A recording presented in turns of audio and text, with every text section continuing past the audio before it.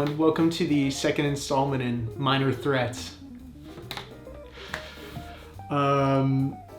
This one is going to expand on the knowledge that we covered in the first one, and again, trying to augment your understanding of minor and mine from going over it. Repetition is everything.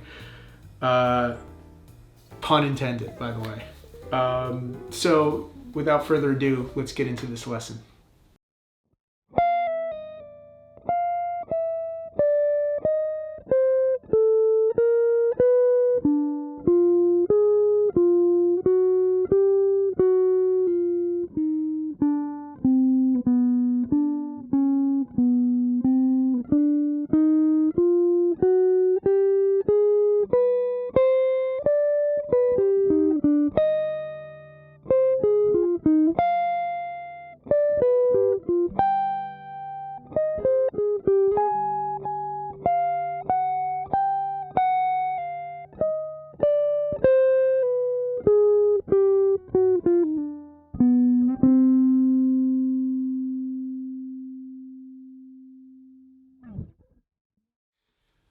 Okay, so yeah, now we're utilizing a different part of the fretboard. I don't know if you remember, but go back and watch installment 1. I'll leave a link right here if you want to check that out. But we were really covering this part of the fretboard, moving up diagonally, and this is great because it leaves us right here. And the first phrase in this lick here has to do with it's really this kind of approach type thing. So I've got this slur down. I'm starting on the F up here, 13th fret, targeting the E flat.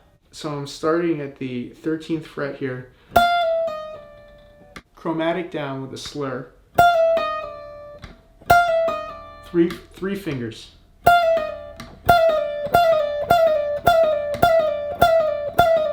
So you're going to start that with a downstroke. Now another down.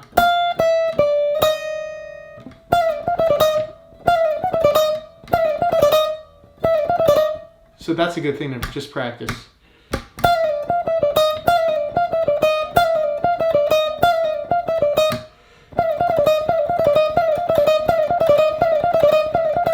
Really drill that stuff and play that in octaves too. So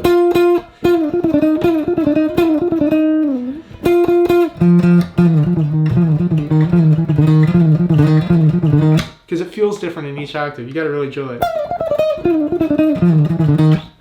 That's like something Joe Pass would do, I think. Maybe, who knows. So really, we're targeting the minor third there.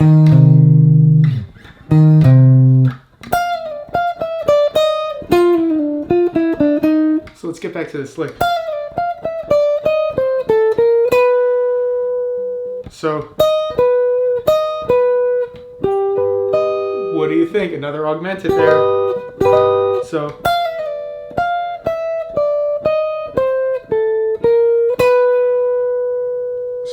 B, so E flat, B. So those are my target tones. All this other stuff is embellishment. So we got that again.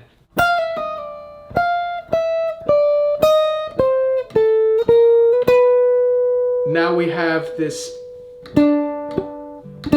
we're hitting D, so we're skipping over a string here, which is one of my favorite things.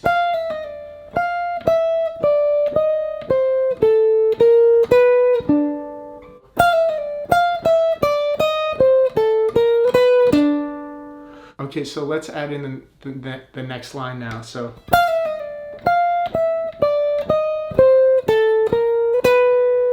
this is another approach, and I'm targeting B. So I'm 1 above the B, 2 below. So approach notes, enclosures, whole jungle that you can get lost in right here.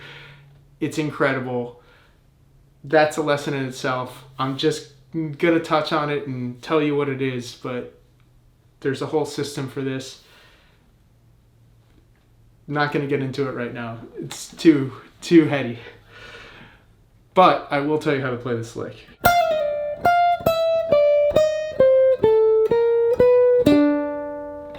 Okay, so I just went from B to D.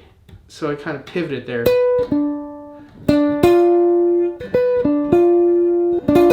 So really I'm outlining this diminished triad. So check it out.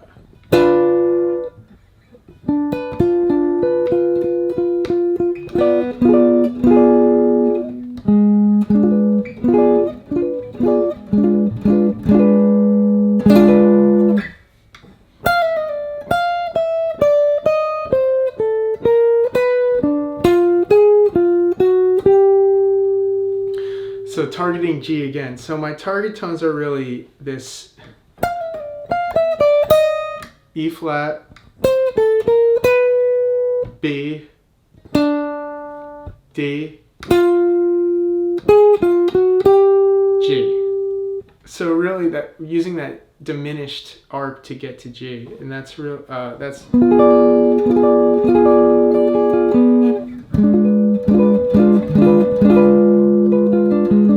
diatonic. So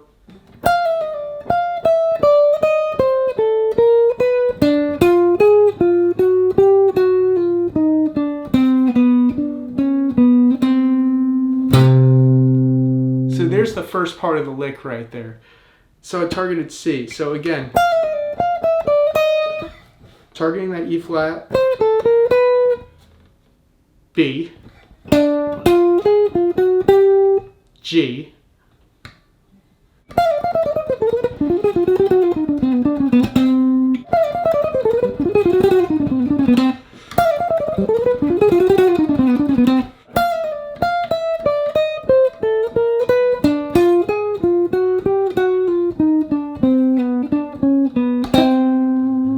so that section of the lick right there, that's a phenomenal thing. That fragment, just take that.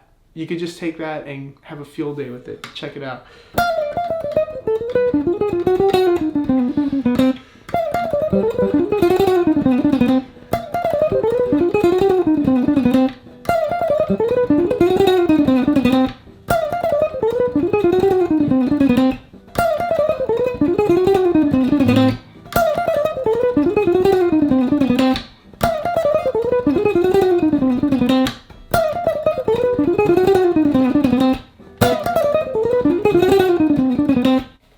Phenomenal thing to practice. Could practice that till you're blue in the teeth, and it still wouldn't be enough. But great chop builder right there, especially with that string skip. Okay, so that's the first part of the lick.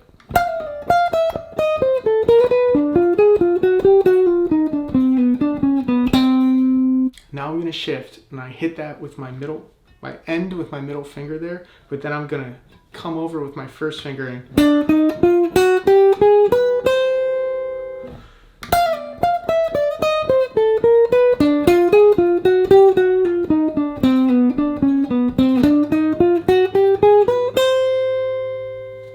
so this right here,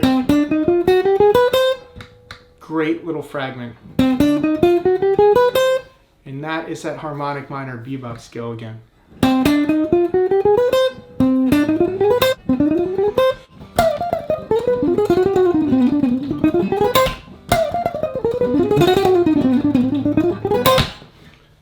Great, hard to keep even, great practice technique.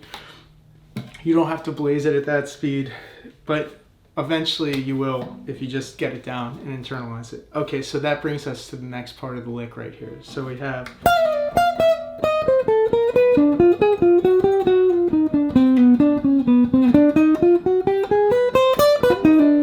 so now we have our arpeggio section.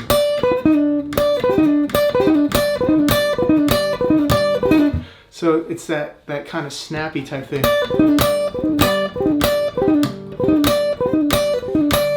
It's like a Jimmy Herring type thing. Maybe Pat Metheny. So we have. So what that is I'm moving up.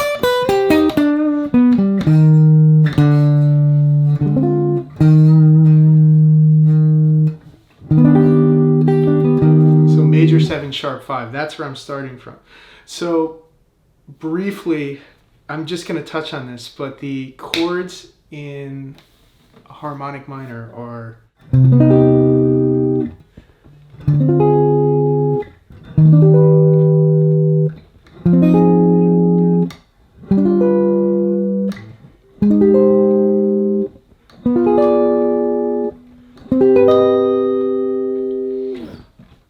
so really I constructed that part of the lick to be arpeggios moving up that sequence, starting on the E flat major 7 sharp 5, F minor 7, G dominant 7, A flat major 7. And then we're coming back to this bebop line, this kind of approach line, targeting the G. So that's all that, that's harmonic minor again. We got C harmonic minor, bebop.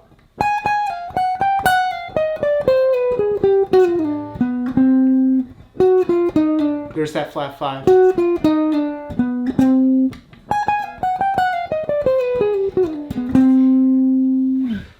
So we have the whole lick.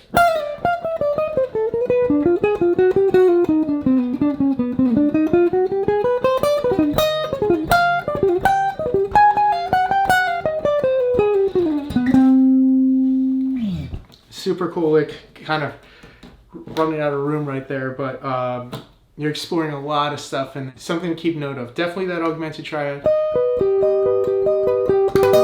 that we were targeting in the beginning.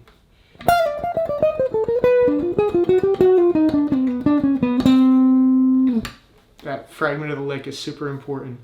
But then obviously that climb,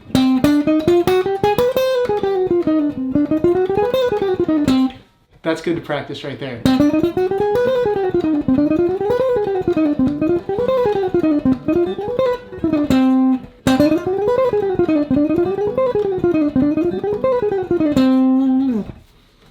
That climb.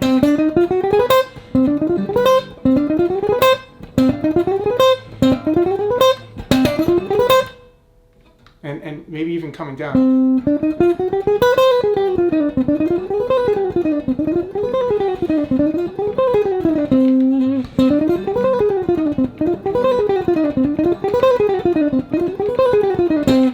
That's cool. That picking on that. There's another lick for you right there.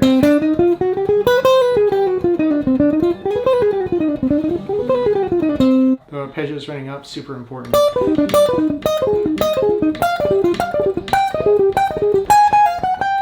And then that last kind of harmonic minor bebop phrase.